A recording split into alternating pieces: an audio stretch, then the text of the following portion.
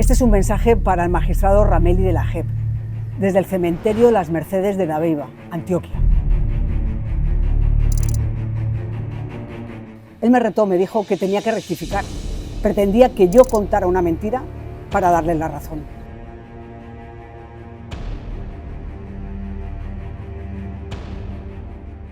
Por supuesto que es encomiable destinar importantes recursos humanos y materiales a buscar desaparecidos en tantas fosas comunes como hay regadas en Colombia.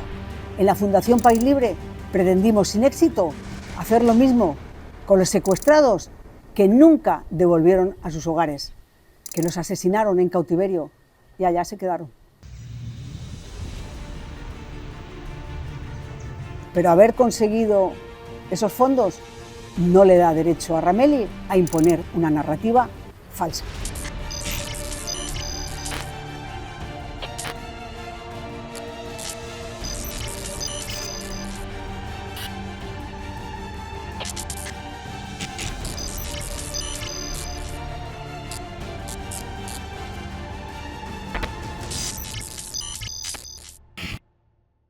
Empecemos por recordar que, dada su posición estratégica, Dabeiba ha sufrido el yugo de los grupos criminales durante décadas.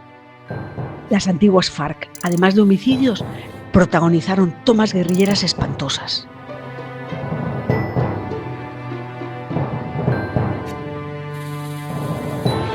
Sin olvidar un combate en el que perdieron la vida 56 militares, algunos con tiro de gracia. También ahí hubo muchos guerrilleros muertos.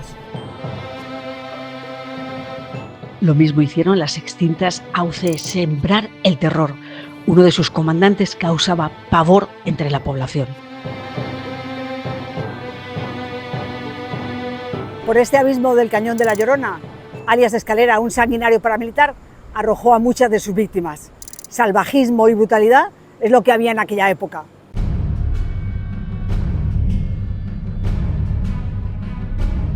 Y era tanto el pánico que si a su familiar lo asesinaban los paramilitares o la guerrilla, ni siquiera podía mostrar dolor, porque si no lloraba decían, ah, usted también es de ellos, y no le quedaba otra que tragarse las lágrimas.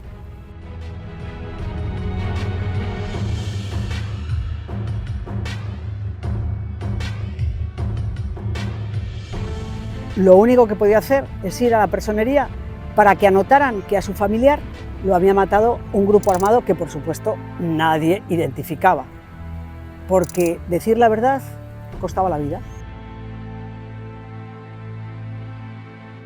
Eran muertos que nadie investigaba. Con frecuencia los asesinados provenían de otras partes del país y como no tenían quien reclamara sus cuerpos, pues los enterraban en una fosa común.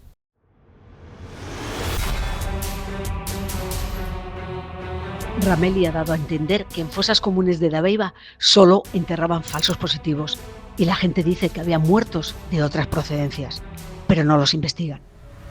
Es lógico, por tanto, que para el citado magistrado el contexto histórico no sea importante, dañaría su relato y más en el caso de Lezcano.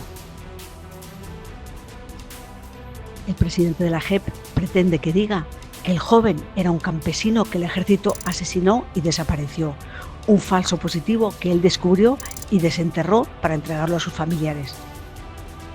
Por segunda vez le respondo que rechazo su versión de los hechos y del uso político que dio a su muerte. La primera fue en una columna. Aparte de lo que conocí en el terreno, en este video agrego las investigaciones de la Comisión Civil de la Verdad, que lideraba el fallecido Hermín Hoyos. Rameli tiene suerte porque sigue imperando la ley del silencio. Si todavía no estuvieran atenazados por el miedo, si no les quedara esos recuerdos tan espantosos, estarían aquí hablando como yo y le contarían lo que me dicen a mí con la condición de no dar sus nombres. Que Lezcano sí era miliciano, que en ocasiones se vestía de camuflado y se iba con sus compañeros al monte. Doy unas fechas claves que sostienen mi versión y antes recuerdo que sucedieron los hechos en el gobierno Pastrana.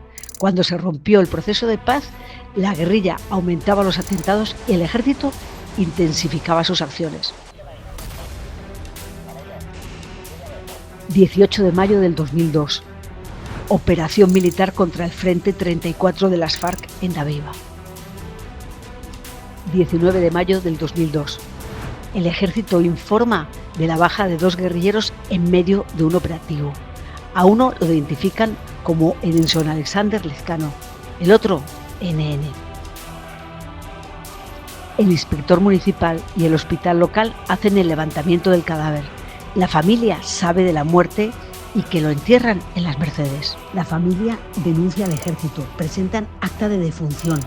Dieron versiones distintas sobre cómo y quiénes los mataron en la Fiscalía, en Justicia y Paz y en el Tribunal Administrativo.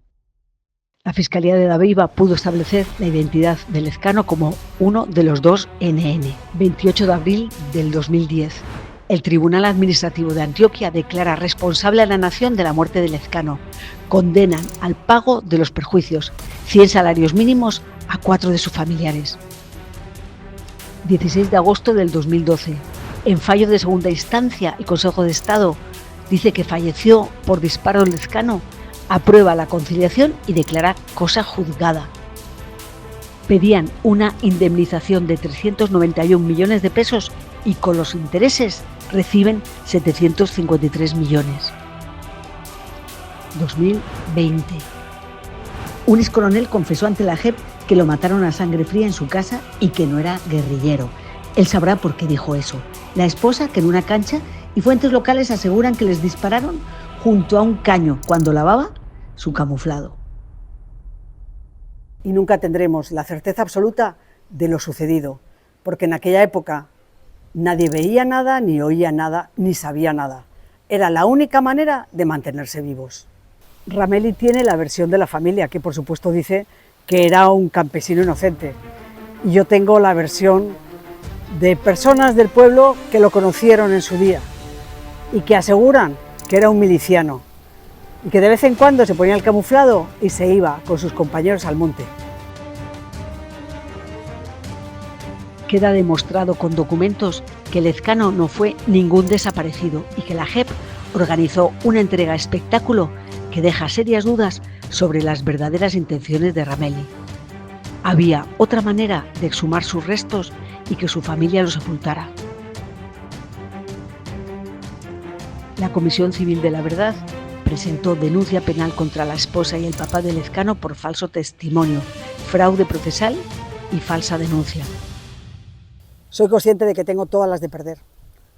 Ramelli es un hombre muy poderoso, además imparte justicia y tiene amigos en el sistema judicial, pero yo no puedo contar una mentira, no puedo ir en contra de fuentes creíbles, porque así llevo 26 años informando, siempre con fuentes anónimas en zona roja, y Dabeiba ya no es zona roja, pero es como si lo fuera porque mandan aquí el clan del Golfo, pero ya de otra manera. Pues el miedo está como en el ADN colectivo. Y es triste, es frustrante que la JEP, que rechazamos la mayoría del país, como demostró el plebiscito, no la hayan utilizado para unir, sino para alimentar una división que a veces se antoja irreconciliable.